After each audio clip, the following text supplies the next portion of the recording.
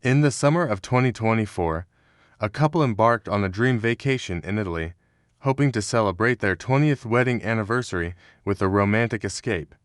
They had chosen a luxurious villa in Sorrento, perched on a cliff overlooking the Tyrrhenian Sea, with panoramic views of the Amalfi Coast's jagged cliffs and shimmering waters. The trip was a grand gesture of love: private boat tour to hidden coves, reservations at Michelin-starred restaurants, a sunset dinner cruise around Capri, and a private cooking class to learn the art of making authentic Neapolitan pizza.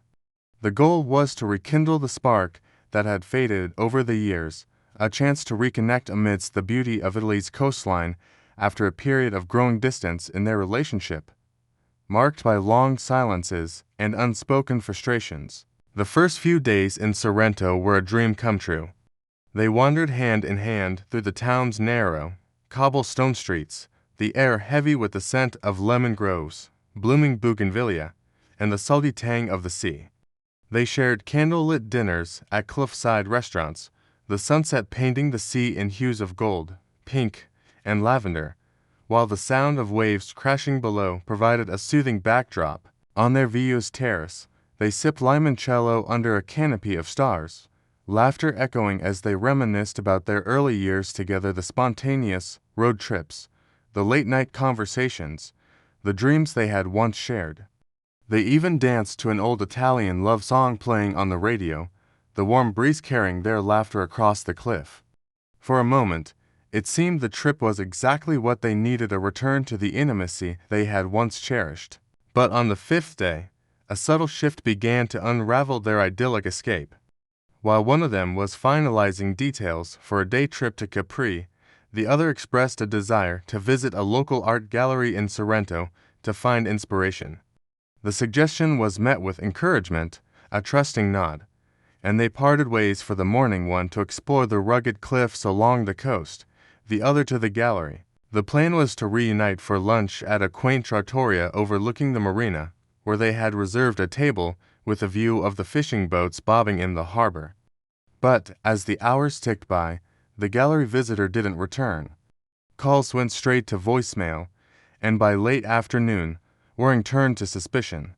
The search led to the gallery, a small, charming space tucked away in a cobblestone alley, its walls adorned with vibrant paintings of the Amalfi Coast sun-drenched cliffs, azure waters, and pastel-colored villages.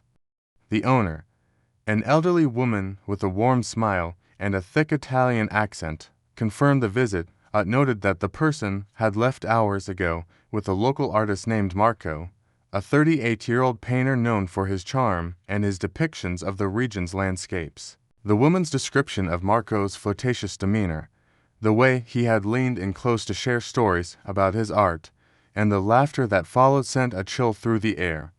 She mentioned that Marco often took visitors to a secluded beach to sketch, a spot he claimed offered the best views of the coastline, just a short drive from the town. Driven by a mix of concern and suspicion, the search continued to the beach, a quiet cove framed by towering cliffs and accessible only by a narrow, winding path. The sun was beginning to dip toward the horizon, casting a golden glow over the scene. There, hidden among the rocks, the betrayal unfolded. The couple's partner and Marco sat close on a blanket, their hands intertwined, her head resting on his shoulder as he sketched her silhouette against the fiery sky. The intimacy was palpable: the way Marco's fingers traced her hand, the soft smiles they exchanged, and the way the sunlight caught in her hair as they leaned into each other. When Marco leaned in for a kiss, it was returned with equal fervor, her hands running through his dark hair, the sound of the waves masking their soft laughter. The observer stood frozen, heart-shattering at the sight of this betrayal. The pain so wrought felt like a physical blow.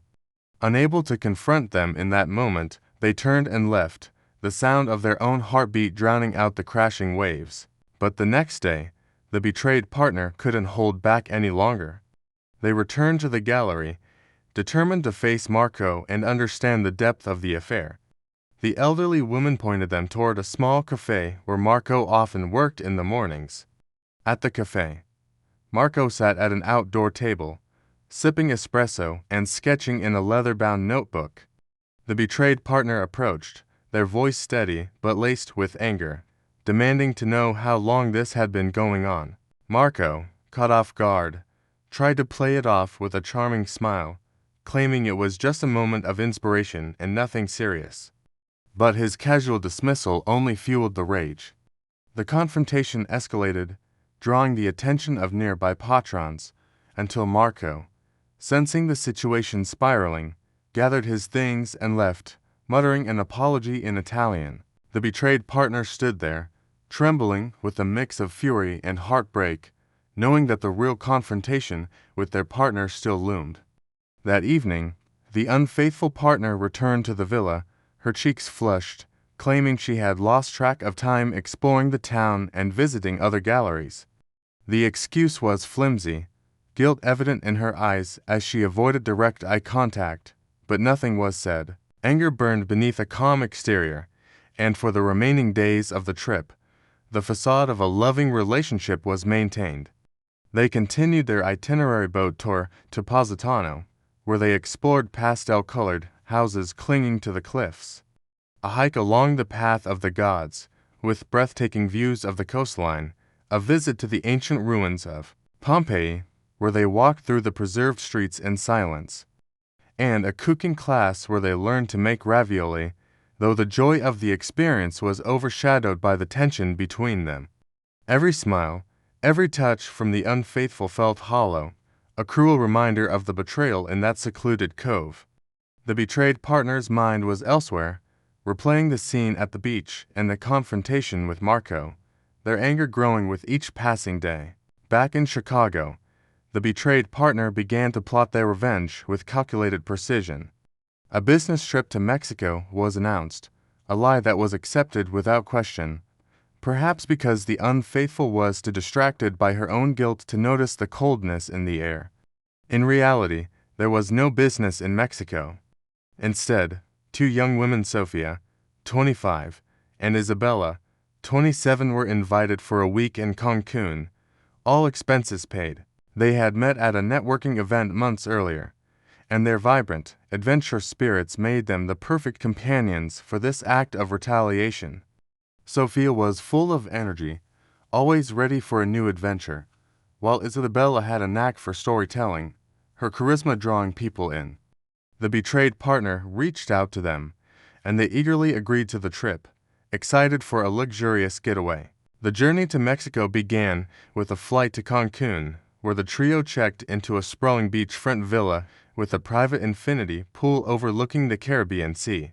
The villa was a paradise. White sand beaches stretched endlessly before them, palm trees swayed in the warm breeze, and the sound of waves provided a constant, soothing rhythm. The days were filled with indulgence, lounging in the sun on plush beach chairs, sipping margaritas garnished with fresh lime, and swimming in the turquoise waters that shimmered under the tropical sun. Sophia's laughter was infectious as they played in the waves, her playful energy a stark contrast to the reserved nature of the past.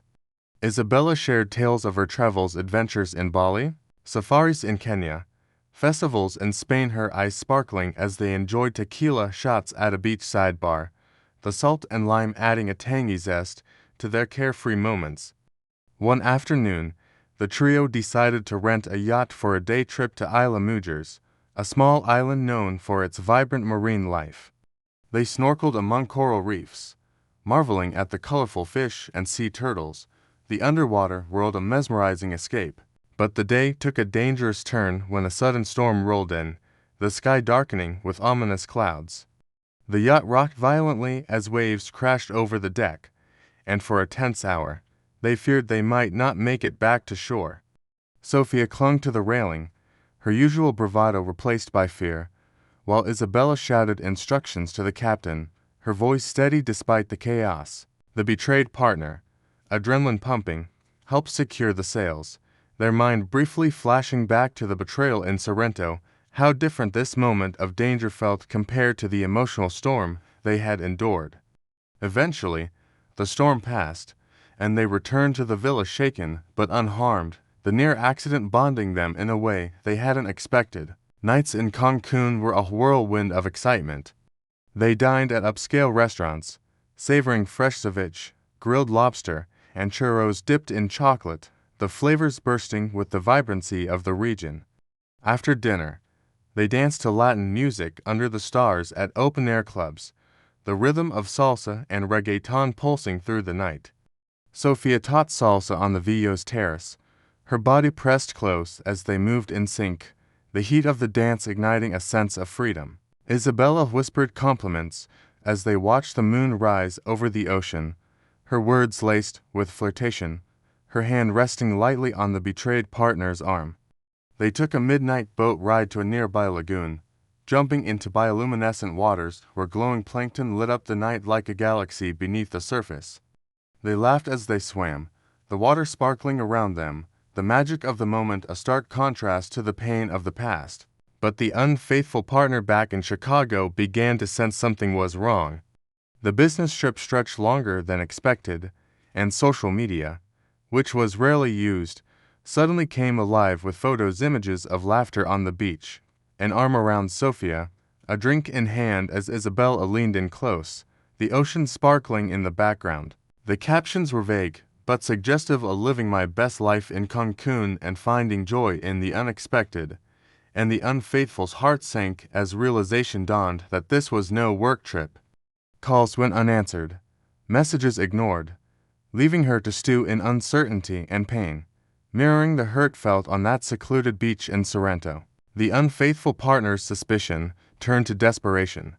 She reached out to a mutual friend, Claire, a 45-year-old woman who had known the couple for years and had even attended their wedding 2 decades ago. Claire, sensing the tension, agreed to meet for coffee.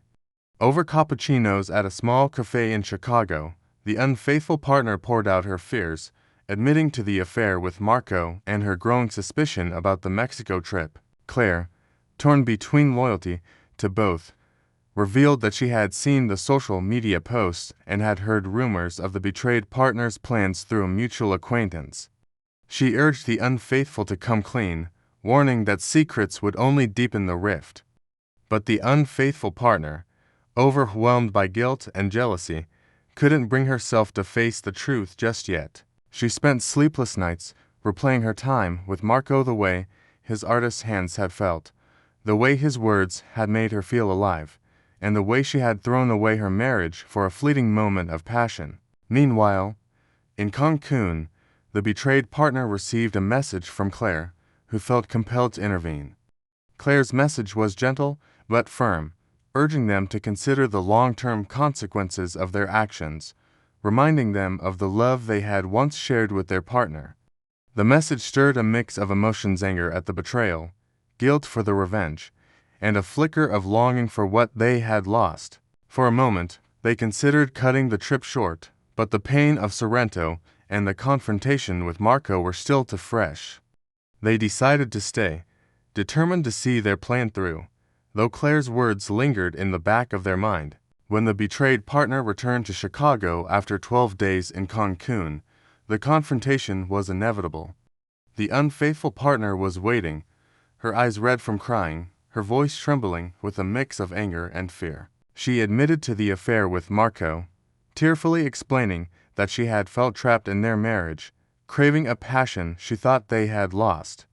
She described how Marco had made her feel seen, how the beauty of Sorrento had swept her away, and how she had made a terrible mistake. She even confessed to the guilt that had consumed her since that day on the beach, the way she had replayed every moment, wishing she could take it back. But her confession only fueled the resolve for revenge. The Mexico trip was revealed in vivid detail: the sun-soaked days with Sofia and Isabella, the laughter that filled the villa, the dancing under the stars, the near accident on the yacht, the bioluminescent swim, the way they had made the betrayed partner feel alive again. Each word was a calculated blow, designed to mirror the pain of that moment on the beach in Sorrento. The unfaithful partner's face crumpled as the story unfolded, the realization of this revenge hitting her like a tidal wave. She begged for forgiveness, promising to make things right, to rebuild what they had lost. She spoke of therapy, of rediscovering their love, of never letting such a mistake happen again. But the betrayed partner was unmoved, the hurt to fresh, the anger to raw. Space was demanded, and they left the home they had shared for 2 decades, leaving the unfaithful to grapple with the consequences of her actions. In the weeks that followed, the couple separated, their marriage hanging by a thread. The betrayed partner continued to see Sophia and Isabella casually, meeting them for drinks in Chicago or weekend getaways to Miami and Las Vegas. They even attended a music festival in New Orleans together, where the vibrant energy of the city briefly reignited the sense of freedom they had felt in Cancun. But these encounters, while thrilling, were fleeting, a temporary balm for a wounded pride rather than a path to healing. Sophia and Isabella, with their youthful energy, eventually moved on to new adventures, leaving the betrayed partner to face the emptiness that lingered beneath the surface of their revenge. The unfaithful partner, meanwhile, sought therapy, determined to understand why she had risked everything for a momentary thrill with Marco. She attended sessions alone, delving into her feelings of being trapped, her longing for excitement, and the guilt that now consumed her. She also reached out to Claire again, seeking advice on how to approach reconciliation. Claire, who had remained a neutral party, encouraged her to give the betrayed partner time, to focus on her own growth, and to be prepared for the possibility that their marriage might not survive. The unfaithful partner took this advice to heart, enrolling in a mindfulness retreat to find clarity and writing a series of letters to the betrayed partner, though she didn't send them, waiting for the right moment. Months later, the couple met at a mediator's office to discuss their future. The air was thick with tension, but also with a flicker of hope. They spoke honestly for the first time in years, acknowledging their mistakes and the love that had once bound them. The unfaithful partner shared how therapy had helped her understand her actions, how she had been searching for a version of herself she thought she had lost, and how the retreat had given her a new perspective on her needs and desires. The betrayed partner admitted that the trip to Mexico, while a release, had left them feeling hollow, a temporary escape rather than a solution. They also mentioned Claire's message, how it had made them question their actions, and how the near accident on the yacht had reminded them of life's fragility. They agreed to try counseling together, not with the promise of reconciliation, but with the understanding that healing, whether together or apart, would take time. They also decided to take a break from their social circle, including Claire, to focus on their own journey without external influences. As they left the mediator's office, the Chicago skyline loomed in the distance, its towering buildings reflecting the late afternoon sun. They walked in opposite directions, the weight of their shared history heavy on their shoulders, but a small seed of possibility had been planted. The path ahead was uncertain, but for the first time since Sorrento, there was a glimmer of hope that they might find a way to move forward, whether as a couple or as individuals who had once loved deeply. Thank you for being with us. Do not forget to like, share, and subscribe to the channel.